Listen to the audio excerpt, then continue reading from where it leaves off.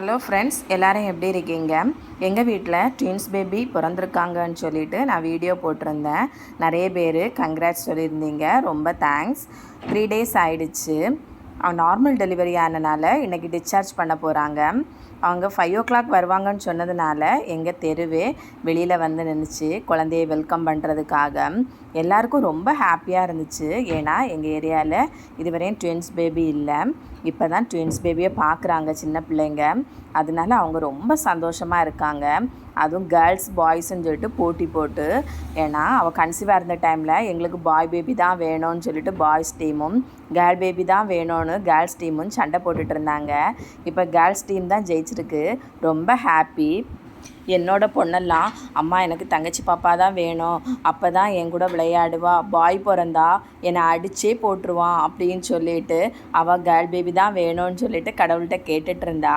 அவள் ஆசைப்பட்டது மாதிரி கேர்ள் பேபி கிடச்சிச்சு. எனக்கும் ரொம்ப சந்தோஷமாக இருந்துச்சு. ஏன்னா இப்போ அவளுக்கு ஒரு தம்பி இருக்கான், ஒரு அண்ணன் இருக்கான். அவளுக்கு கேர்ள் பேபி இல்லையேன்னு நான் ரொம்ப ஃபீல் பண்ணியிருக்கேன். ஏன்னா நம்ம வளர்ந்த அப்புறமா கல்யாணங்கிற ஒரு பந்தத்துக்குள்ளே போன அப்புறமா நம்மளுக்கு ஐயோ ஒரு தங்கச்சி அக்கா இப்படி இருந்தால் நம்மளோட கஷ்டம் நஷ்டம் எல்லாம் ஷேர் பண்ணலாமே அப்படின்னு சொல்லிட்டு ஒரு ஆளை தேடும். அதனால நானும் கேர்ள் பேபி வேணும்னு ரொம்ப ப்ரேயர் பண்ணிகிட்டு இருந்தேன். கடவுள் வந்து எங்களுக்கு 2 கேர்ள் பேபி கூட தந்திருக்காங்க. ரொம்ப ஹாப்பியாக இருந்துச்சு.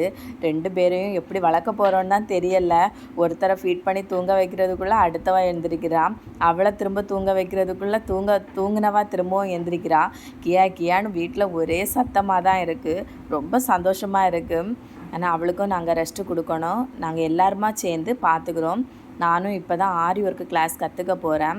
எதுக்குடா இப்போ போனேன் அப்படிங்கிறது மாதிரி இருக்குது. ஏன்னா பிள்ளைங்களை காலையில் ரொம்ப மிஸ் பண்ணுவேன். காலையில் 9 o'clock ஆரி ஒர்க்கு கற்றுக்க போவேன். 11:30க்கெல்லாம் வந்துடுவேன். வந்த உடனே என் பையனையும் கூட்டிகிட்டு அங்கே போயிடுவேன். ஒரு 4வது வீடு தான் அவங்களோட வீடு. போயிட்டு மத்தியானம் சாப்பிட வந்துடுவேன். சாப்பிட்டுட்டு திரும்பவும் உடனே போவேன். 4 o'clock எல்லா சமையலையும் நைட்டுக்குள்ளே எல்லா சமையலையும் முடிச்சு வச்சுட்டு நைட்டு 10 o'clock வேறு அங்கே தான் இருப்பேன். ஏன்னா குழந்தைங்க மாறி மாறி பார்த்துக்க ஆள் வேணும் இல்லை. இப்போ அவளோட தங்கச்சி இருக்கிறதுனால அவளுக்கு கொஞ்சம் யூஸ்ஃபுல்லாக இருக்குது. நான் நைட்டு ஸ்டே பண்ண போக மாட்டேன். அவள் தங்கச்சி இந்த வீக் போயிடுவான். நான் அடுத்த ஸ்டே பண்ண போவேன். யாருக்கு ஹாப்பியோ என்னதோ, என்னோடய பையனுக்கு ரொம்ப ஹாப்பி. அவன்கிட்ட காப்பாற்றுறது தான் இப்போ பெரிய கஷ்டமாக இருக்குது. பாப்பாவை தாங்கன்னு சொல்லிட்டு ரொம்ப சேட்டை. அவன் பாப்பாவை யாருமே தொட விடலை. யாரும் தொடக்கூடாது, பாப்பா தூங்குறா ஷூ அப்படின்னு சொல்லிட்டு அவன் பாப்பாவையே பார்த்தே இருப்பான்.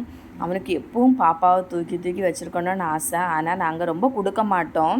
அவனுக்கு தெரியாதில்ல உம்மா கொடுக்குறது என்ன அப்படின்னு சொல்லிட்டு அவன் ரொம்ப ஹாப்பியாக இருக்கான். இப்போ அங்கே போனாலே இவனை என்ன எப்படி சமாளிக்க போகிறேனே தெரிய மாட்டேங்குது. அந்த நிலைமைக்கு ஆயிட்டான். அங்கன்வாடி போடணும் அப்படிங்கிறது மாதிரி தோணுது. எங்கள் குட்டீஸ் பேபி எப்படி இருக்காங்கன்னு கீழே கமெண்ட் பண்ணுங்கள்.